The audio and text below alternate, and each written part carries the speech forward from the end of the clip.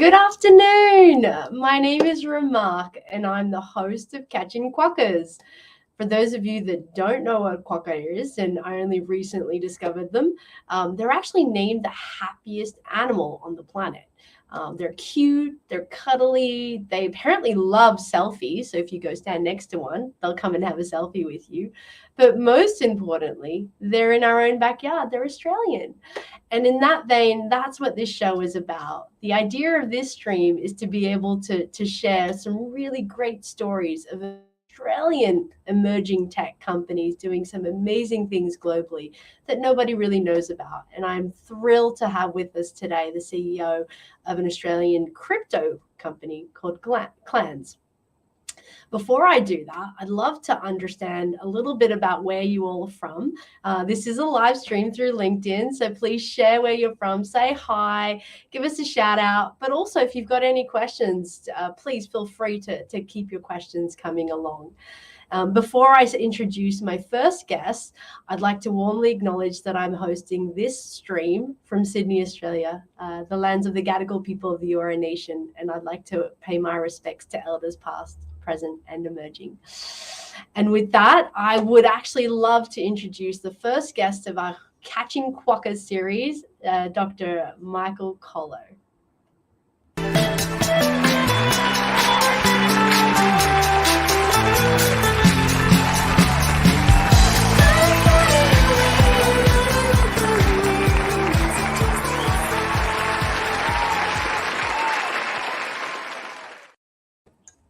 Oh,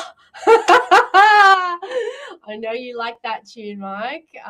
Thank you so much for being here. I know you're flying out to the US tomorrow, so a busy man. But thanks again for joining us. Oh, thank you so much, and thanks for the introduction. So cute, cuddly, and local. Yeah, I know most of those are true. I'll let you work out which ones exactly. Yeah, exactly. But yeah, that's exactly right. So heading out to the US tomorrow to catch a very exciting conference on blockchain called Consensus, which is going to be held in Austin, Texas, and a big contingent of Australians are going. Australian businesses, a group together from fantastic work from Blockchain Australia and others, to create that community and to send us over there. So really looking forward to meeting a lot of that community and businesses that are all kind of huddling together, I suppose, in Texas for this conference. Oh, so much fun. So much fun.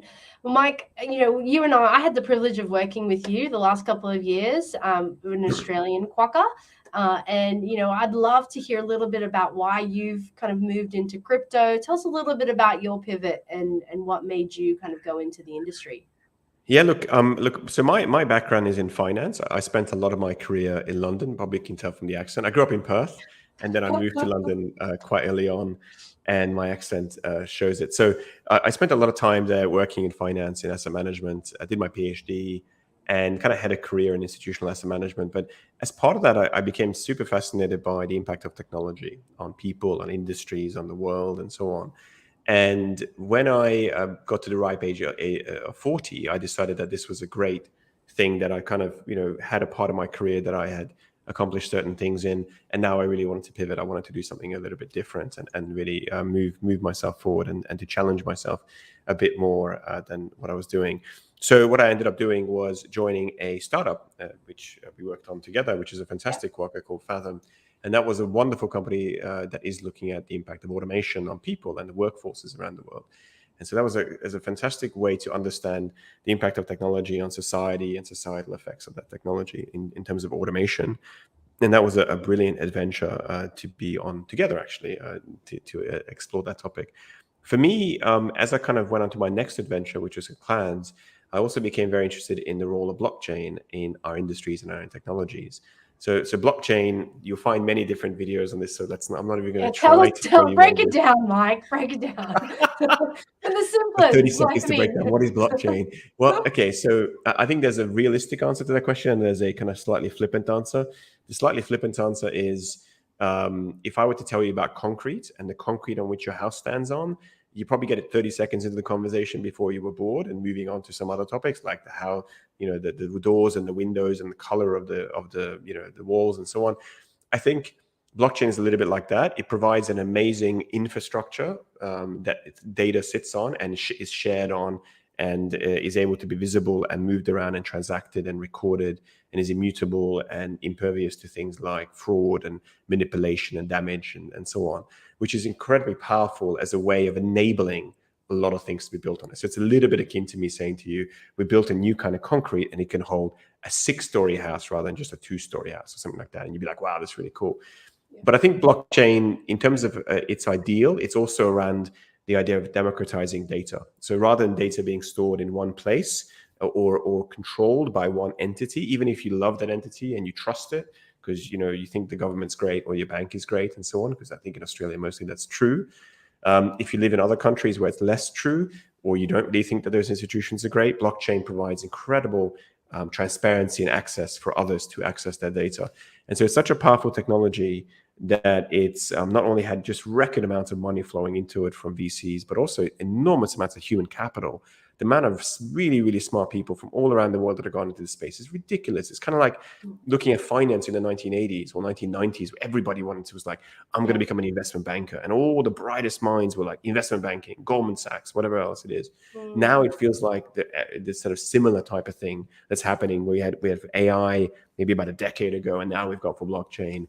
People from Uber, from Amazon, from all these different facets of life are flocking into this space because they see the potential of the things you can build on top of blockchains, i.e. on top of the concrete block, as well as the concrete block itself, to really rewrite the way that industries are shaped and managed around the world. Yeah, and I'm we hear a lot more in the industry around blockchain and crypto. Has the impacts of the last 3 years created this surge that we're seeing now? Look, I mean, it's an interesting point. So I want to separate very quickly between blockchains and crypto, because people kind of say to them in the same sentence, and they are very related, but from a technical perspective, but from a conceptual perspective, they actually are quite different things. I think blockchains, they are a sort of a fundamental input into industry in terms of the way that industry uses information, data, creates products, thinks about healthcare, think about insurance, think about hospitality, think about any number of these things that uses data, and that uses data to create things. So the way the blockchain is, therefore, it's about accessing that data and using that data. So nothing to do with Bitcoin and whether things are going up or whether the monetary policy of the banks are doing whatever they're doing. And so therefore, blockchain at its kind of more fundamental beating heart is about that value proposition that goes into those industries. And then there's a very closely related concept, which is this ledger system that's also created, which allows you to put on a value and put on assets onto the blockchain, and therefore trade those back and forth. And that has a very large speculative component. So let's put the cards on the table. A lot of people that trade Bitcoin or related entities are doing so because they're trying to get quick wins. They're trying to make a quick buck. They're trying to see what they can kind of, Bitcoin to 60,000, 80,000. Nobody knows quite why it should be exactly 80,000, but it's going to go forever. But the theme behind a lot of those ideas is there's a kind of resistance to centralization. There's a resistance to government and to bank control. So there's a little bit of that anarchist feeling to it. But equally, there's a lot of really interesting applications where you can tokenize value and have that value traded. But as we know from financial markets, as soon as you start to trade something, it starts to behave in a potentially much more volatile way. The animal spirits take over and so on. And so I think that the last couple of years has seen a big rise in blockchain and not only blockchain, which is the economics, the fundamental movement, but also the rise of crypto. I think partly because online gambling has seen a big rise as well, right? People have had more time and money on their hands. But I think the other part of this is that the amount of money and the amount of talent that's going to space are just creating a massive ecosystem that people can trade. I think there's like 10,000 coins and tokens around globally right now. I think before the recent meltdown we've had, it was close to $2 trillion worth of AUM in terms of the total size of this. I think the amount of volume that's been transacted is enormous. So it's a really interesting place, but it's one that's rife with speculation, and it's one that it's a little bit like a wild, wild west at the moment. So I think we see that getting a lot more institutionalized and a lot cleaner and a lot neater over time. But at the moment, it's definitely wild, wild westy. Yeah, got it. And what made you specifically, like, what was interesting for you to move into that? And we've got question coming up soon. There you go. So for me specifically, okay, so I mean, I guess I saw the potential in blockchain and I saw the potential of the different applications. And somewhat selfishly, I saw how my talents or my skill set could fit into that. So I think realistically, whenever you see something that's growing and great, that's wonderful. But then you have to look at it and go, why am I going to be good at that? Like, what's my role to play? Yeah. And in my case, as a research-minded person who comes from an academic background, I love analyzing complexity, and then I love kind of transforming it and communicating it and kind of taking people on a narrative and a journey and so on. And I saw a lot of very technical people in blockchain doing a lot of really interesting but complex things. And then I saw this other side, the broader community and the broader society trying to say, what's going on over there, guys? Can you please tell us what's going to happen? And then the engineers on the other side, well, we've got this network thing. And so, I was like, okay, great. I think I can build that bridge. So for me, it was very much, let's go into this space. Let's start building that bridge. Let's get people using and adopting the benefits of digital assets and ultimately for investment purposes and to kind of be part of this whole change in industry and this whole change and movement in industry. So I think for me, it was very much that alignment of what I perceived as my personal value add. Like there's always something that you're 9 out of 10 on. Most of us have something. And this notion of, okay, can you fit that into what you're seeing happening? Yeah. You're specialist in the generalist. I love it. Your superpower. Yeah, superpower. I love it. And you have many. So the fact that you selected it down to that. But, I think the question that's come up from Fab is similar to kind of what you were discussing about, the talent that's being brought in from Uber and some of the other industries. Are you seeing that there is a drain, particularly in Australia? Like where is all this talent going at the moment? I think like any other industry, AI being another classic example of it, whenever you have a highly technical industry that starts to flourish globally, clearly the salaries go up. And so that attracts people, especially people coming out of university. You have less family commitments locally to say, hey, let's go to the US primarily. In some cases, let's go to particular parts in the world. I think where crypto, so it's very interesting. Blockchain is finding its home at the moment in Florida, in Miami. Right. And to some extent, it's finding its home in Texas. I think all the technology is increasingly in Texas. That's actually, they've done a really good job of attracting talent from Silicon Valley and the Middle East. So UAE and countries like that actually done an exceptional job at facilitating the same way that they do with AI as well. They just put a lot of money into these high-tech areas in order to diversify their economies. I think countries like Switzerland have also done a really nice job to make it attractive. But ultimately, you need, with all these kinds of businesses, some scale, and then you need some kind of regulatory help and some government help in the background. I mean, Australia's been decent, but again, it's hard to compete because what happens, for example, with the Americans' culture is if I were to found a American company, the requirement I have is to go into a VC or PE pitch and to say how we're going to take over the world. Yeah. And it doesn't matter if it's not kind of true or it's high, low probability event, high outcome. That's what they want to hear. They want to hear the big picture. Whereas in Australia, I go in there and say, well, we're going to build a nice business and it's going to gradually ratchet up and we're going to make sensible decisions. And people go, great, organically. Money. And so the difference between the two is in one case, I can pay $500,000 for a head of sales who's just going to, superstar, blow everybody away. And if they either fail or succeed, well, the VC kind of carries that money. Whereas in the other case, I'm going to ratchet up and I'm going to try and beg, borrow, steal resources, people's time. And we're going to sort of start to slowly move up until we kind of get to a bigger place. So it's a very interesting, I've seen a lot of Australian startups, not just in Bitcoin, crypto or blockchain, but in a whole bunch of other areas, kind of can try to compete against this kind of much more aggressive American model. And they struggle because if you can throw a lot of money, then you can hire the best people, then you can make that true. You're much more likely to scale it. Fulfill that pitch, right? Yeah, got it. And so I guess that's an interesting point. Like, how are you seeing the Australian economy supporting like the businesses like Clanz? Like some, we'll go into Clanz and a little bit more about the idea behind your offering. But how are you finding this ecosystem in supporting the Australian crypto startups or scale ups more so? Yeah, I mean, look, there's wonderful communities. That are in existence at all different levels of seniority. And these are kind of community building things. So ones that, for example, Mark Monford will run or Steve from Blockchain Australia and others, they're great communities, and boundless others in locally distributed across Australia. So as a group of individuals and people, you have a fair assortment of weird and wonderful people, because after all, it's still blockchain. So you've got very different levels of skills and backgrounds, and it's like a mixed cowboy saloon. It's a bit like when you walk into Star Wars and you've got the different aliens kind of sitting around, and you're trying to work it out. But I think from an Australian perspective, regulation is something that we welcome and we're looking forward to, and we have responded. There was a question actually from Senator Andrew Baggs around what we could do to contribute to understanding the space better, and lots of people in the community have contributed to that. I think the Australian government will likely go forward with an agenda on how to regulate. We look forward to that because we think it's a first step to adoption, certainly for financial institutions, advisory groups, and so on. They're looking to give advice in the space. That's going to be really, really good. I think that on the crypto side, we're seeing really good developments on custodian kind of risk and various other considerations that were necessary to solve in order for people to feel secure.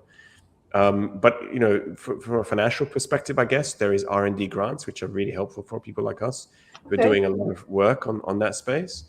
I think perhaps one of the things that we are missing a little bit, and this is, for example, a great credit to South Australia, who did this for AI and Amazon and so on, is that notion where the government doubles down and goes, this is one of the industries that we really want to support, like, for example, space or hydrogen. And therefore, we believe blockchain is one of those ecosystems that we want to do. So we're going to provide free office space. We're going to provide a little bit of help or administrative support, R&D clawbacks, anything else like that. Access. Austrac have been great, as well as just connecting us and seeing what it is globally. So I feel like there's many pieces on the table, and perhaps sometimes the challenge is to say, right, if you're a blockchain business of any kind or crypto business of any kind, come through this program and we'll kind of introduce you to all these different services and familiarities and so on. But we've had a good time, we've had a friendly time, and we look forward to more. Hopefully there's a lot more that our government and our market can support. Mike, I guess related to the question that's coming up around talent, right? You mentioned that a lot of the good talent, you have to spend a lot of money in getting in. What for those of our audience that will either live streaming or will watch this later that want to get into crypto, how hard is it to get in? How hard is it for, as a leader in this industry, to hire this talent that you're looking for? What would you advise for someone that wants to get into this space? Well, and if you're ever wondering, ladies and gentlemen, what great talent looks like, look no further than Remark right here. But I think I have to give it back to you at some point. I think that's a great question, and it really does depend on what you're trying to do. When it comes to software developers or development resources that are specific to blockchain, that are specific to building these things, I find that actually the community is pretty jam-packed with people who are interested in projects and who are engaged. So from a engineer's perspective, unlike, let's say, traditional company that's trying to attract that talent and going, my God, how do I get these people? Because they just don't want to hang out with me. I think this industry is pretty good with that because of the community, because of a sense of new and different. I think what's really challenging is actually finding people that can communicate products well and sell. And I think this is where the next phase of this, at the moment, there's a lot of money being poured into this industry to build and create products, some of which have product market fit, some of which don't, some of which need to be pivoted and so on. We certainly paid a lot of attention to trying to make sure that we're product market fit. But when it comes then to going out there and talking to people about it, whether that's retail, wholesale, institutional, having that narrative and that message, it still requires sales and distribution folk to have a certain technical understanding of as to why digital assets and blockchains and smart contracts and so on. So if you try and hire from a traditional base where somebody says to you, I've got 4 or 5 years of experience in selling funds or selling investment solutions, you will probably likely have to train them up pretty much from scratch, and they will demand a fairly good salary because they're coming from a financial services that pays well. So fintech always has this problem that whenever it tries to create a financial product, it has to hire from some degree of expertise in that space. In this particular case, I think it's probably an additional level of tech as well. So certainly what we've done to combat that is just a very heavy educational program and overlay. Yeah. And we're fortunate that we're still relatively small, so we can maintain that. But I think as we grow bigger, there'll be sort of more questions about distribution teams, sales teams being really closely aligned and closely trained on why this asset is amazing, why this asset is so different, and to be able to answer a lot more of the technical elements. Yeah, I can see how that's really important, because when you are selling something that is technical, and it is, I mean, there's a lot to it for someone that's not in that world, you would need to really be able to simplify it in a way, to make that proposition very clear. So for all the sales folks out there, crypto is a very good industry to get into. That's good to know. That's good to know. So let's deep dive into a little bit about Clanz, because I really do want to understand a little bit about Clanz. What's your vision as the CEO now for the business? Where do you see the business going, and what, maybe in the next 2-3 years as you're planning forward, where are the opportunities? It's a great question. I mean, crypto is a very dynamic space. So I want to say everything that normally when you do startups and you're kind of leading these businesses, you have a 90-degree cone that you're thinking it's about there. I think in cryptos, maybe it's a 120 or something like that, because you kind of have less visibility. There's a lot of uncertainties around various elements. But I think there's a couple of really, really powerful trends that we've observed and we built our thesis around. So one of the trends is that this space is a superior technology. Blockchain offers a superior technology. Digital assets are a superior technology to what we have currently in the market. So in some form or shape, they will be integrated into financial assets and asset management. And therefore, the future is one of digital assets. Interesting. It doesn't have to be just Bitcoin. It doesn't have to be Ethereum. It can be a whole range of other, not only digital tokens and currencies that provide utility, but it'll be increasingly tokenization or digitalization of existing asset pools.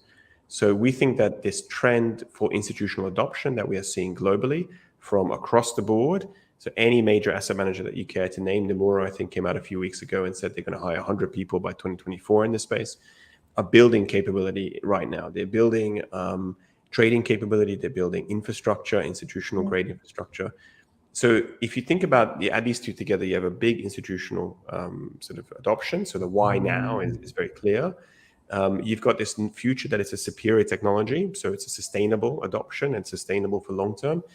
And then you add in together these notions of the unique risks around cryptos, like we saw recently with Luna, or that we see with collateralization, or that we see with liquidity pools, protocols, and so on. And what you end up at is a industry that is going through a lot of change, that is growing like crazy, and requires expert financial intermediation.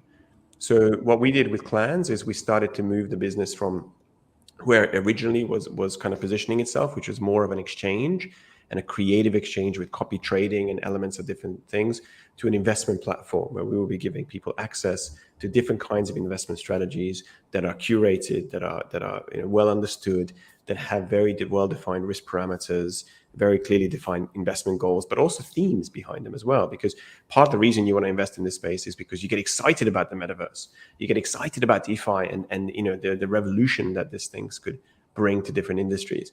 So we want to capture that enthusiasm, and we want to capture it within the confines of this kind of well-structured product set. So we're really looking for that institutional products. We're looking to take advantage of the scaling and the adoption curve and the long-term trends as well. And we think that the world will be very, very different in the future. We think digital assets will create just an unparalleled level of autonomy for asset classes to operate through smart contracts and move around between people, and the way that it measures value, the way that it behaves, will kind of provide different kinds of risks, different kinds of outcomes as well for investors. So the world is very exciting. It is very different way of thinking about it. And we think it warrants a very different type of perspective. So that's the reason we've decided to push Clanz in that direction. I love it. I love it. Sounds really exciting. We've got a question come through, and it's an interesting one, right? Like we've got there's a tough economic climate at the moment. A lot of companies are out there now that are really, particularly in the SaaS space. I'm seeing it myself that every day you go out 10% cuts, and there's going to be an economic recession coming in the next 6 to 18 months, maybe. How is it going to impact your industry, particularly in that crypto space? I think it's a great question. I think it's so a couple of data points for us here. We're in the midst of a bit of a micro crash, right, in crypto terms. Since November last year, Bitcoin is up 55% ish. And that's not great. So when you look at that as a headline, you think, right, so what's happening with the industry? In the background, VC money, I think the last 4 quarters has been about 33 billion. It's more than any other 4 quarters. So there's tremendous amount of Wow. investment and people going into this space, although the headline numbers seem that it's down. When you put that in context of what happened with technology stocks, you start to see the fact that, yes, all tech stock is down. The NASDAQ is up 35, 40%. Microsoft, Google, I mean, at some point, Netflix was down 75%. Yeah. So you have, from November last year, you've got this massive reversal in tech because of COVID that shut up prices. And amidst all of that, Bitcoin and therefore all of the other coins are also caught up in that tide, essentially. And that's the reality is that Bitcoin is behaving like a small tech company and a lot of the other coins there as well. So if you kind of picture it on the landscape of financial assets, not as a stable currency or digital gold or anything like that, but statistically behaving like a risk-on asset with a beta of about 2, which basically means it's a small cap, in this case, a tech kind of industry type function. Yes, it's absolutely very sensitive to the market, but it's also very sensitive to industry movements. Now, the question with recession is a really interesting one. Clearly, all industries get affected by recessions. I think the one way to think about your career in these cases is where are the technologies that are either necessary for life or superior. And so you either move your career into working for food retail, or you move into career into elements like quantum computing, where you're like, no, that's coming, and for sure it's going to be better than what we have today. And I think about very much the same way with blockchain, whereas and all the crypto spaces, there's a part of it that's speculative, and that's absolutely fine. There's a big part of it that's going to be growing and integrating into these industries. And then I think the final point about this is that it's really important to understand the source of recessions. So in this case, we have high inflation, and this is a much longer conversation, but I'll give you the quick 2-second version. Yeah. We have high inflation, we have rising interest rates. So we have the stagflation, the double whammy that everybody was trying to fear and avoid. But a lot of the reason I think personally that we have the problem with inflation is because of supply chain. So the rising interest rates not really solving the problem of increased demand. They're just pushing down demand even further. The supply chain issues will kind of prevail, which basically means that companies with specific dependencies on transport, gas, and also supply chains, aka manufacturing companies, aka discretionaries, technology, hardware, will absolutely suffer shortfalls and won't be able to sell their products and will be kind of lagging, and their revenues will take a hit and so on. Technology doesn't suffer from this problem. Your Netflix doesn't have a supply chain; it just appears, right? So if you've got a broadband, you're fine. So in terms of like, it's interesting to ask, well, how will technology fare through this kind of recession, where more the supply chains are broken, so lots of things that are related to that start to kind of draw on the economy. I personally think that with technology or technology level applications, it escapes much of that. It still captures the sentiment. If the market goes down 20, technology goes down 22 or something. But overall, in terms of the economics of it, I think that most of the technology, again, the software part of technology, importantly, will kind of fare okay through that. So again, if you have a broad-based sell-off, you can't escape it. As a general principle, try to find companies that are well-funded, that have a superior technology, and have prudent leadership that have a plan B. Oh, I love it. I love it. That's very good advice. Really good advice now. I get asked that question a lot. So thanks, Mike. I know we're coming close to time. What, one thing that you want to, kind of want to leave us with around the work that you guys are doing? I'd love to get your insight into what the future of Clanz and what you're trying to achieve. Absolutely, and maybe I'll kind of position this as slightly different. I mean, Clanz as a company, I think is a wonderful example of an Australian entrepreneurial company that's seen a trend, global trend, not a local trend, and it's trying to innovate and move into that space and bring that innovation into the Australian ecosystem.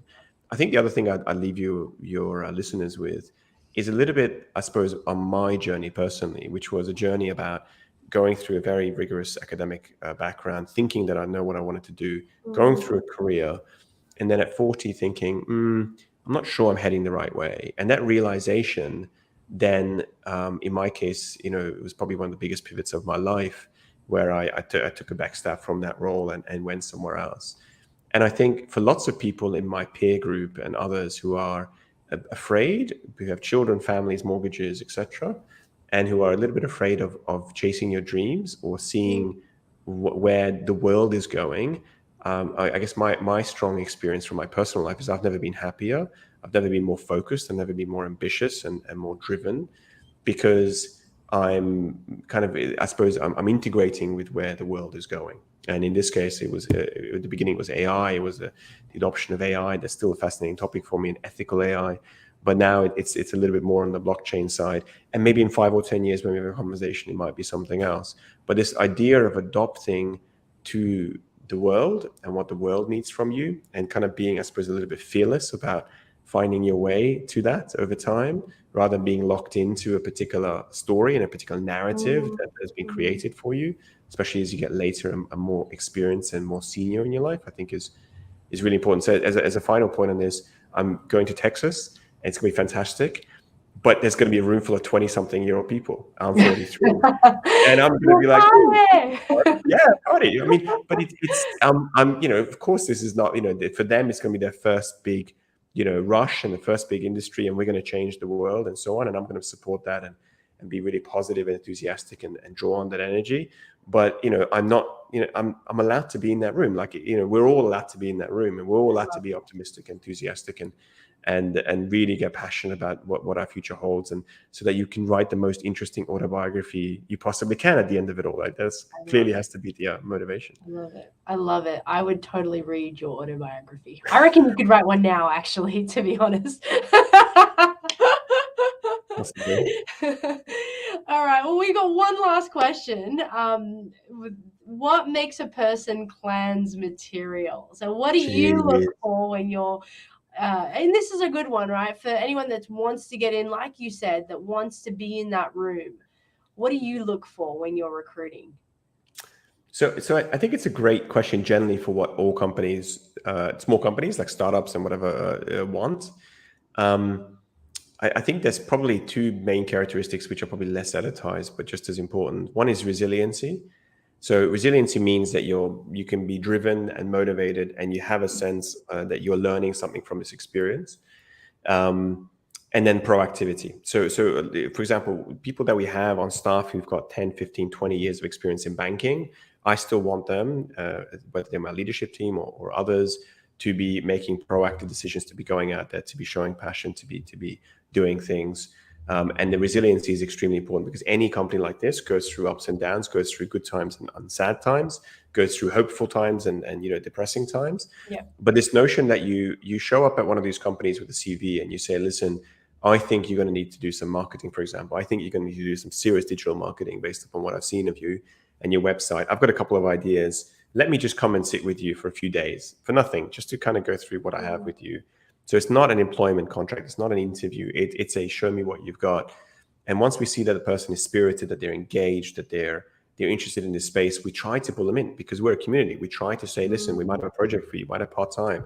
We might be able to give you a piece of work and pay you for that piece of work before we kind of go through the whole to the whole elements of it. But that proactivity, where you start to think, gee, I wonder what they want from me. I wonder what would make this business fantastic, immediately aligns you to their thinking, and immediately means that you're bringing proactively a piece of paper about what will make the other person happy, rather than what normally you see with people bringing a piece of paper saying what makes them great. So if somebody turns up with a piece of paper going, I'm great, I, as a CEO, now need to think, okay, how do I make this work for me? Is the bridge I need to create in my mind or for my business? Whereas if a person can come with me at that bridge, that's automatic, like a sort of a load off my shoulder and a calorie that I don't have to spend doing it. Yeah, I love that. So bring value from to the table right from the beginning. Yeah, because a lot of people might not be able to spend 3 days, but they might come up with these suggestions. And I've had a lot of people that said, oh, they've asked me to do a presentation during the interviews, but I don't want to give my IP away. I don't want to give my secrets away. Whereas it's bring value, show them the value that you can bring. And I think it's also it's interesting that there's an Australian cultural element that means that people want to show up and say, look, I know my material and I'm just good, so I'll work it out. But I think what is even more powerful in these cases, if you come in and say, I can show you how you're going to win. Yeah. So I have a conviction that says, I think I figured out a way for you to win, and this is it. And It's not about IP because it's non-specific. You can't take that pitch and take it to another company and another company because it's different. So as soon as you come to that company and say, listen, guys, Clanz, you guys are too purple. I think you can win by being blue, or what else it is. And just the fact that you have conviction and you have a push, and then we can see how that is going to materialize into value. Companies like us are very close to our cash flows. Like, we are monitoring it month by month, week by week. We understand where we are. We have fiscal discipline. We are prudent. We're careful. We have backup plans, etc. When we bring somebody into that fold, into that circle, we have to have a sense that that person is going to add value. They're going to represent us well. They're going to bring us in a very straight line into revenue. If you're one of these people that goes, oh, I'm just generally a good person, how can I kind of come up with, well, take it one step further, or maybe a couple of steps further, and say, okay, look, tell me exactly how you're going to bring and how much you're going to bring and over what time. And what do you think is that one killer argument that we're missing that you can bring in? Again, you don't have to be right. You just have to have a conviction that you're willing to test and try something. And then I think we'll get you noticed. That will get you in front of anybody in this space who's kind of searching for how to grow their business, how to move things forward. I agree. We're looking for people that have solutions, not with people that come with problems, right? Yeah. I love that. Thanks, Mike. Super helpful. I think we're at time. I could go on all day speaking to you, one of my favorite people in the world. Honestly, I can't thank you enough for being our first guest in Catching Quokkas. And I wish you and the Clanz team all the success in the world. For anyone that has questions for Dr. Kolo, you can add them in the chat for later on. We'll make sure that he gets those and he responds. For any questions for myself, please feel free to, again, comment. Love to hear about, how it was, what you want to see on the show for future episodes. We'll hopefully have a lot more. But in the meantime, I wish you all a healthy and happy day. And Mike, have a safe trip to the US. And I look forward to seeing you all on the next stream. Bye for now.